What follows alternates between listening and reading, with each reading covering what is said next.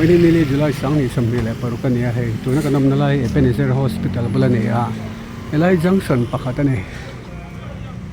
Mipui Bengvarna Huang siamila Chawnpui khi Huang o khi tilai thang gen khi kan mu Mizoram New Capital Complex ti ni mine ko ta tang hin ron lu tha a elamai culture Chawnpui la bai kalanga elamai culture hospital chu ilu phei do ni ko hin la hey cha khai ngam thil ril tram tan restaurant te pa ma estima tu ti te ma ta hian thil sang sang nga moi lei theyang helai han bazar te fel khop mai an veng vi si te te ram chanan siam sakani mo tin pui dor te ma bazar te te ma balla etc o tiang hian tai scooty chu chu tur ni hei veng la tan scooty man mai tur ma stand he ta taxi om boka fiat ngai ngai tur ni taxi te kan mo thin two wheeler taxi te mo hei Ebenezer medical center lo ti takut mai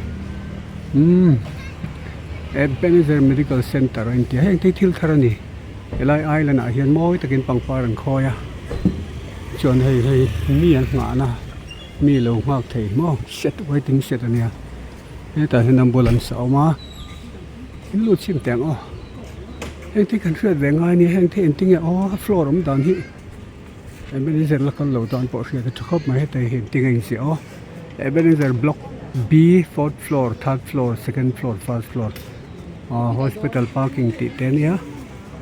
Chuanin hei pharmacy. Ta hin dam doi le na ni mo. La hian get veng tu te ri nam tak tak anam hei la hian thut na mo waiting set vek ani tian ilu ta nge ni o ti la hian helai hi reception in number 1 apoi mo. Engai ti do etc ta hin so tang ta pa na chong thei vek do na chuan tila hian poi mo takin tar chu consultants and doctors an tia engenge ni le ela hospital te reng in anazirin cardiology orthopedics pediatrics heta neurology medicine dental radiology surgical oncology obstetrics and gynecology, ENT, general surgery, respiratory medicine, health checkup,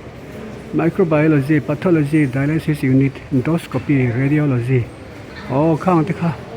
Ten doctor hi tun din phana chun doctor ram ngai om MBBS te doctor ro dik MBBS te doctor Jennifer te doctor Anna te doctor Rempui te doctor Samuel Rot Sakati te doctor David Zonan te doctor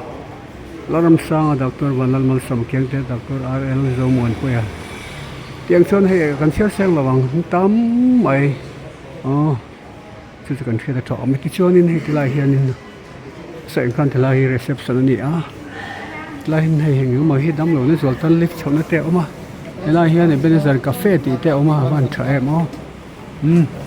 Ti hian toilet he lai in thia na hi pui. Thia na tha tak oma. Tiang khan mo. Chuanin hei CT scan MRI ti te ground floor a ti hian tlang pui chu kan thei thei mai ang mo ultrasound khi ta om boka CT scan ti te kal ze lang o ni pui Bengvarna Huang nili July sang ni samni parok Ebenezer Hospital hei cash counter ti te ama ti chon he tani lu chau thei ni mo ti lai hian ni Y to 1 to 6 floor and tennis 1 to 6 floor kleng om ti na lo ni ta mo helai nge intar o x-ray CT scan MRI ultrasound clinic reception cash counter insurance MR bill pharmacy ti tenia kal zelang o chon helama hian helai building tu na kan han paltlang chia building panina ni ta ni hei building lian pui mai ding la ut mai ti la hian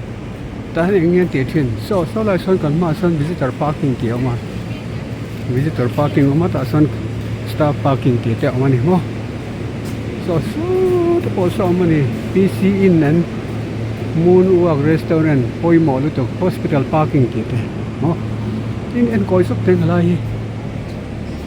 hei poi mo lu to tin timing kan thria da mai Ebenezer dam lo kan hun visiting hours da saritanga daria jing lam general and cabin Dali tonga daruk ICU chu riêng đó sống trong cái sống lấy chân về chúng lại làm đa lý trong cái đa lý lấy chân về ICCU chú đi riêng đó sống lấy chân về trong cái sống bạc hạt lại làm đa lý trong cái đa lý lấy chân về HDU chú riêng đó sống trong cái sống lấy chân về lại làm đa thu trong cái thu lấy chân về thế tích chuyện về ngay này đủ nó còn lấy mò thì hiện đấy hay còn hỗ trợ là băng sòn được quên tầm hang hung em ấy cái tên clinic thì các bạn lại không cash counter reception counter thì thế mà cái chuyện về chắc khóc mày cần lưu trữ lông đã son in những tiền nào nè những tiền nó không ground floor nữa mà thì chỗ ngay với cái này tạo thì khăn khi đã son lưu trữ là băng thì dùng tiền kha này hay là hiện thiếu cái lấy thế tùy thế có hay tiếng khen cái là cái Huang khen Dr. Bill Pui MD pediatric tiếng khen khăn sợ làm room mà sao nằm treo vậy nè cái tiếng khăm ô chỉ cái đó trả cái lưu thuốc là băng cái hospital ni phun sinh ta hay building 1 hay building third new building này mo John Helen kal tai la hay stop parking ti te visitor parking motor park namun da namun ti hian kan lut phei ta hay new building ne ngeng sia khi ta khi heng thei poi mo ni zol bu khan ti te hi mo tam ta khanom rem lo chu wang chon ron in sekap le ro kar khan nu ani thum nu han ti khan ri lai lok nan khi nenge ni zia khi ZS guest house ti ni mo ki nga khian riak lai lok chin ni thum em miang zan ni miang kar khatem miang chalu tok kor lian pui mai om ta hian hei ma doctor parking an ti ava thave hei ti hian nge ming o PC in and moonwalk restaurant phone number in ziak fek engeni 8794 924 642 76298 18968 ti hian kar park dul theya he hospital doctor thok te le Mipui klang lon ta na van poi ma em hriat ve tha heng zong zong hi ten nung lam thangin ma zong in kan thira khang te kha voi nia kan han in kom Mipui Bengvarna Huang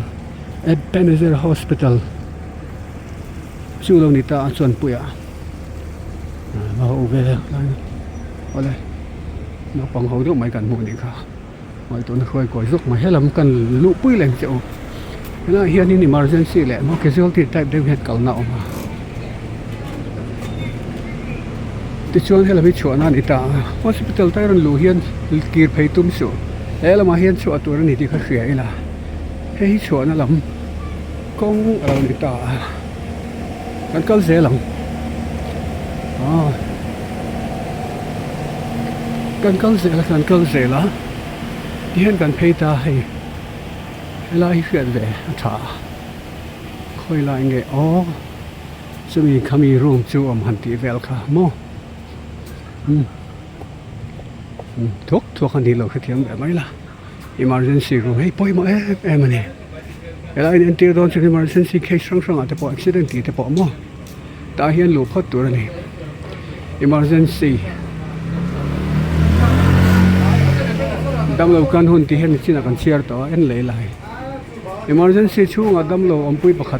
sốc ông phải là nè hay hi lộ mất sốc có tặng ai chuyện cho tăng hiện cái câu giếng đã từ nó cọp mỏng chứ ở lại khá như thế cần suộc ta thì chọn lại tranh hình ta hay cần share tour chứ hay hi island khăn ta hiện khi Ebenezer variety store thì ông ta cái dòng kiếm lâu mà sẽ là một trang luôn tại hiện ông về chợ máy kiếm bùi hình tù nhưng mà sẽ trả mò cái trên khăn thì xoay ăn khăn tiền cho chia khăn khi là bảo chân quy định là mà khi là mà khát là lắm hay là mai cầu hiền cái chuộc bèn vai và còn sẽ trả tiền thở mò ole với hình sari July sáng thì xong đi vào được Ebenezer hospital làm phương lại trẻ về cày nội xoay nên là hospital lại ông mi họ đủ lại taxi ông tại hiện scooty stana ông đi dòng khá nè ngày tôi nó mang bê xin bên vào phá cái ringนี่แหละหนูมุ่งเลย Ebenezer Medical Center bye bye